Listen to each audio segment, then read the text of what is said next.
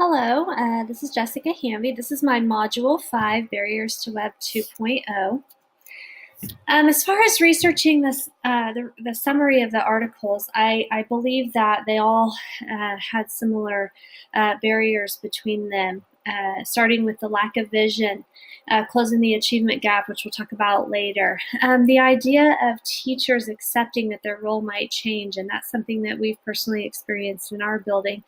Lack of money, thinking beyond the textbooks, gosh, flipped classrooms, it's just a whole new idea and take on teaching, and some teachers just really aren't comfortable with that. Creating and maintaining a strong digital technological infrastructure does take a lot of time and commitment on the part of everybody involved. And I can see, no matter how strong you feel like your building or district is with technology, that will always be something that takes a lot of time. Closing the digital divide, we'll talk about that in a little bit.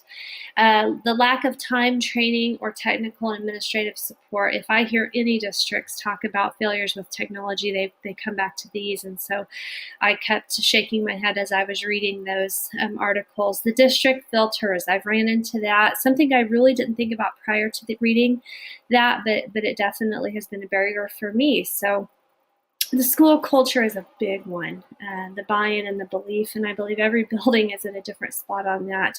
The age and experience of teachers, I was just at the Learning Forward board meeting. I'm on the board of that, and we were talking about an upcoming conference and what kind of things teachers want in their classroom, and with Randy Watson and the idea of redesign.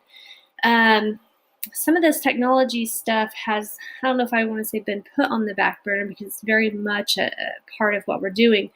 But a lot of our, conference topics are not technology based. And so we're kind of on hold a little bit, I feel like, in some of our conferences. And the age and experience of teachers, you can definitely tell where that divide is. So even some of our older teachers that have a lot of experience are willing to learn, but it just takes a little bit longer. Solving the digital divide. I looked at a lot of the videos, and I think we're split on this as a class. I do not feel it will ever be solved, but I do think it can be minimized through the type of programs and relationships and partnerships we build with our community members and our families, and opportunities that we provide them and support them, such as at open enrollment, making sure that we provide the tools and sit down and not do it for them, but sit down with them. It might be that we provide support in their language, or show them, even how to click around on the computer, and show them how it can make things easier, and almost put it in layman's terms for them.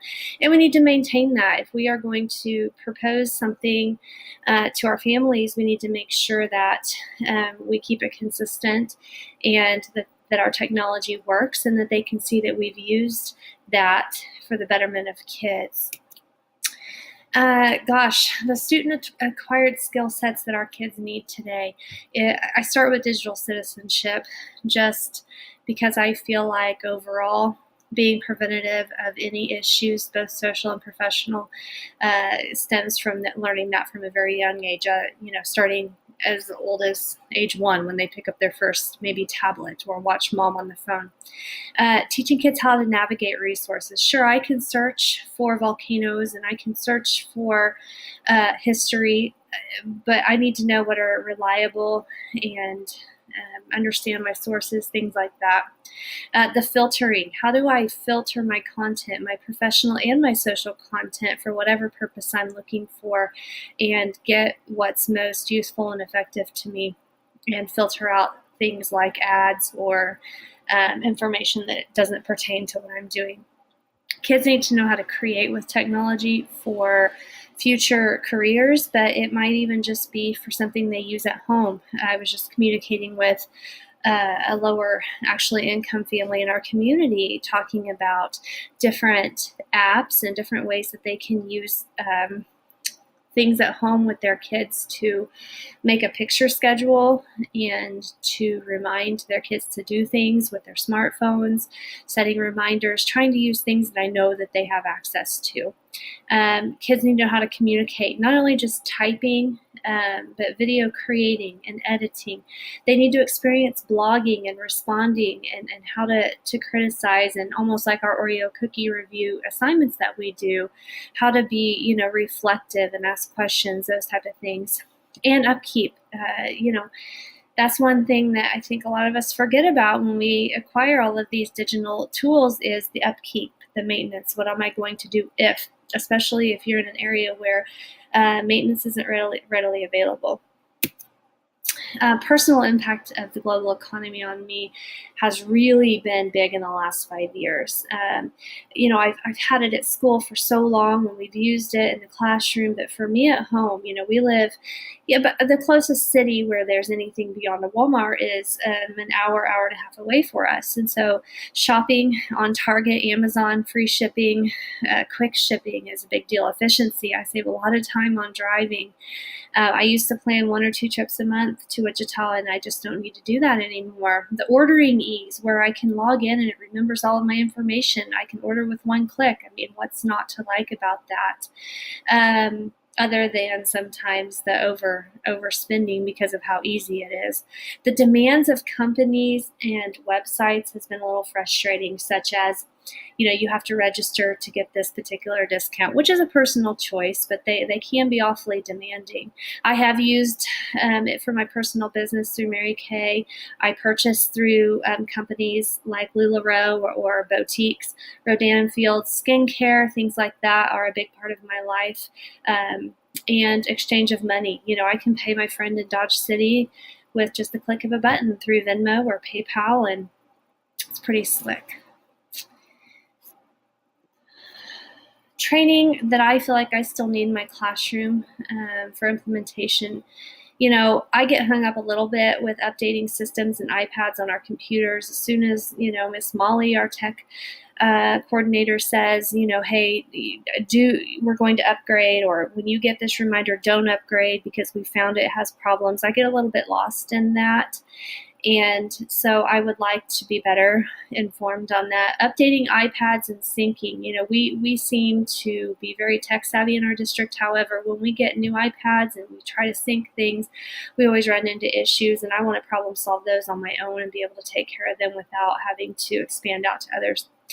I have used a lot whole group tools with my primary grades, but I want to do that more effectively, such as administering a short quiz, but getting it done effectively with the littles, and that can be a challenge. And just the more practice in finding apps that are smooth and quick and to the point with kids comes with just trial and error, and tools for families of poverty.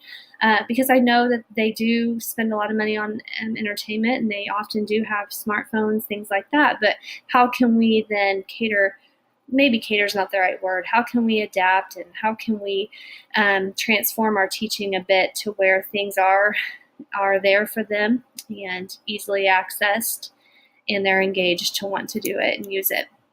USC 382 is one of the most technological, proactive districts I've ever been in, and it was from a commitment from the top down, really that vision. Our superintendent said, hey, I am going to dump time and money and resources into technology, and it has paid off for sure. I used to teach in Manhattan, and when I left 10 years ago, I was still using an overhead, the old the loud with the fan running overheads. I had a blackboard. I had an actual blackboard, not even a whiteboard. And I would take my kids to the computer lab for an hour. Well, now, I come to Pratt and we have smart boards and projectors. We have document cameras, 3D printers, maker spaces, one-to-one computers, one-to-one iPads. The funding is there and it's supported. The people are there. We have 2 technology directors that work year-round, taking care of troubleshooting and even some support under them in our buildings daily. And the training is there. We commit 1 PLC day each year to just breakout sessions in our district where we learn from each other and share. So I feel like we're there, and we just need to maintain and adapt as things change. The advantages, I feel like, of these innovative practices with technology is student engagement. This is where our kids are, our family engagement even. As soon as they pick up on the ease and the use of it, then I think that they will buy in. Teaching kids to persevere through problems, taking ownership of their learning, kind of that personal learning experience. If